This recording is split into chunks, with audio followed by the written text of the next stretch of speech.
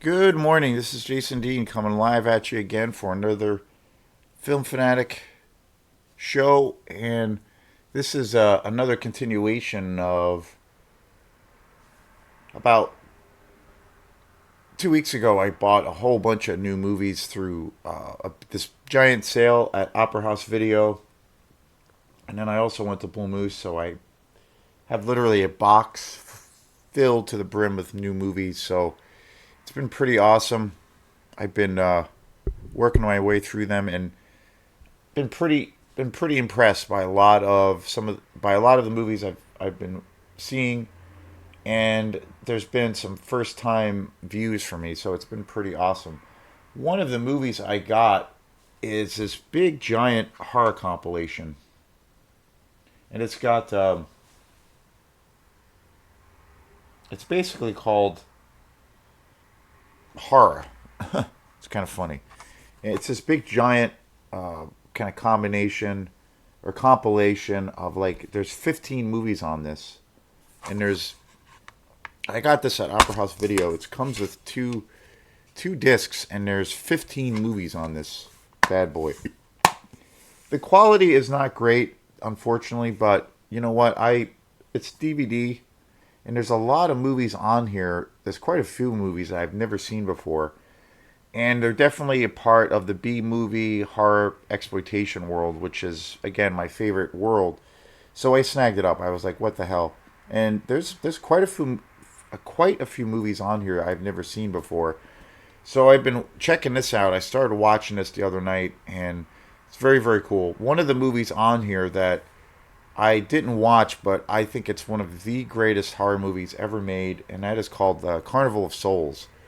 I have another copy of that movie, but it's really bad. It's a really bad DVD copy. It's kind of horrible. It's almost unwatchable. And that's the first time I saw that film. And even even though the quality was so horrendous, I couldn't believe that I had never seen that movie before. And it's one of the creepiest, one of the most atmospheric horror movies I've ever seen, and just amazing.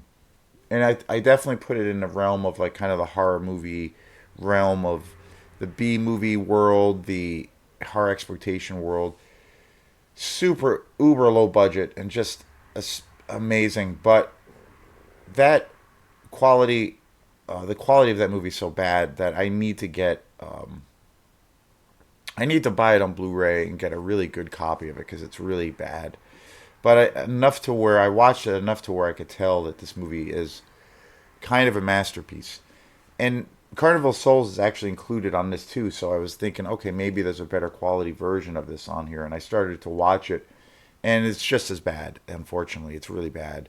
So, I just need to get an upgrade because it's such a masterpiece. And but there's a whole bunch of other movies, and again, I snagged it up. It was really cheap. It was $1, so I figure, what the hell. And so today's show is going to be on this film that I had never seen before, and it's called I Bury the Living. And it's awesome. I mean, it's really, really good. It's a film I've never seen before. It came out in 1958. It's, I definitely would put it in the B movie horror exploitation world. It's an American movie, and it's definitely a horror movie, but it also has very, very much like a science fiction kind of vibe to it. It actually, like, really, there's aspects of the film and the storyline that really remind me of, like, the Twilight Zone. Very very cool. It's super atmospheric. It was directed by Albert Band. It came out in 1958. Richard Boone, Theodore Bikini, Peggy Morar, and Howard Smith, and Herbert Anderson are also in this film. Super interesting movie. Super interesting movie. There, the whole premise of this film is super original, super interesting. I've never seen a film quite like this. So, the centerpiece of this movie is Robert Kraft, played by Richard Boone, inherits a family post. He's the chairman of the small town cemetery, The centerpiece of the cemetery office is a map of all the plots, while the white pins signify those claimed, and the black pins claim the occupied. When Roberts accidentally puts the black pin in the just purchased plots of a friend and his new wife, they die in a freak accident. Robert's uncle convinces him to make another switch to see if the coincidence is something more sinister. So the whole premise of the story is with this whole plot thing where they have these lines or these these pins, these black and white pins. Every time he switches the the the plot layout with using the black pins, those people die, and so there's a whole series of where these people start dying when he's switching them, and almost where it almost acts like kind of reminds me of like the idea in voodoo with the idea of the voodoo doll. When you stick it, that person will die or that person will lose a limb. And this kind of acts like that. These people start mysteriously dying, and they are very cynical about it at first, but then it keeps happening, and then he realizes that there's this dark power that's coming out of this, or that's part of this map, and so he ends up acquiring this kind of power to like kill people through this map by using these pins, and it's super interesting. It's really cool. It's very much that part of it very much reminds me of like a Twilight Zone episode. Very atmospheric. It's all shot in black and white. Again, the only unfortunate thing about this film is is that I have this compilation or this version of the film is not very good quality. It's kind of you know second grade or third grade DVD quality, but it's a little bit hard to get through as far as the quality.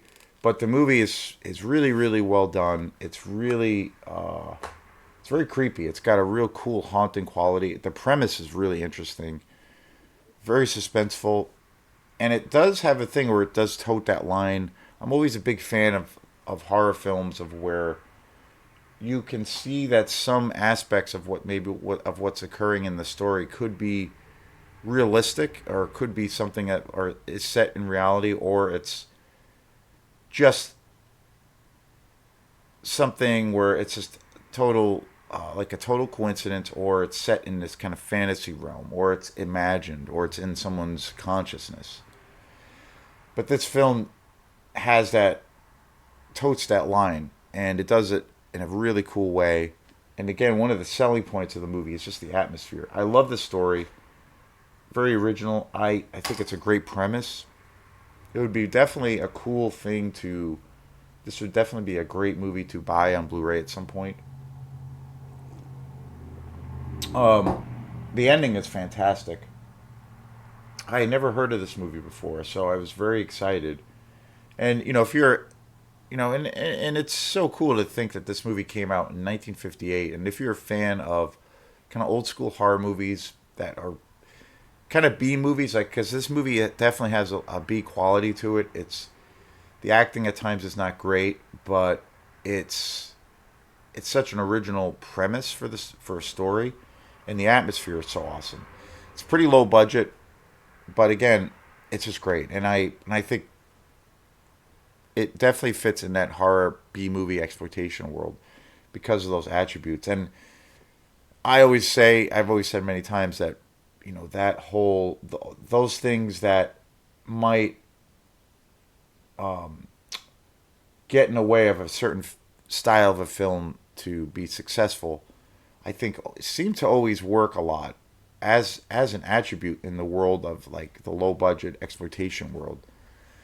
I don't know. It's like there's something about it that it just makes the film a little bit cooler, a little bit more fun to check out, and it gives it a little bit more of a grittiness.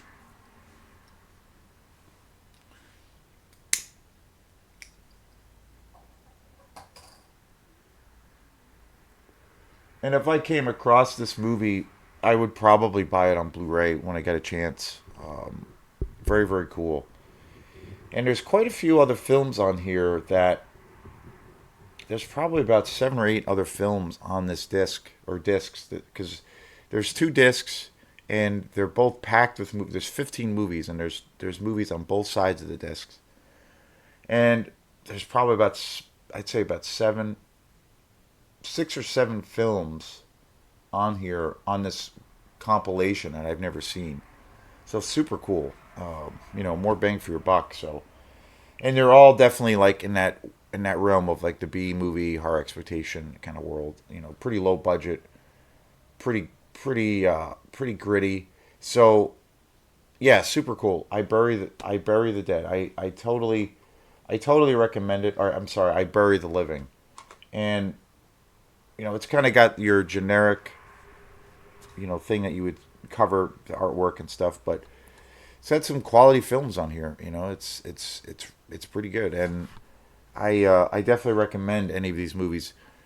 This again, this format is not ideal, but it was a steal. So I've gotten some movies when Opera House Video had they had another giant sale in June of this year, and I got a bunch of movies, but there was a handful of these really great horror exploitation movies that I never seen before, and for the most part, they're pretty good quality. There's one movie that I really loved that I never seen before, and it's called Curtains, and it's this Canadian slasher movie that's super awesome, and I got that on DVD, and that's actually pretty good quality.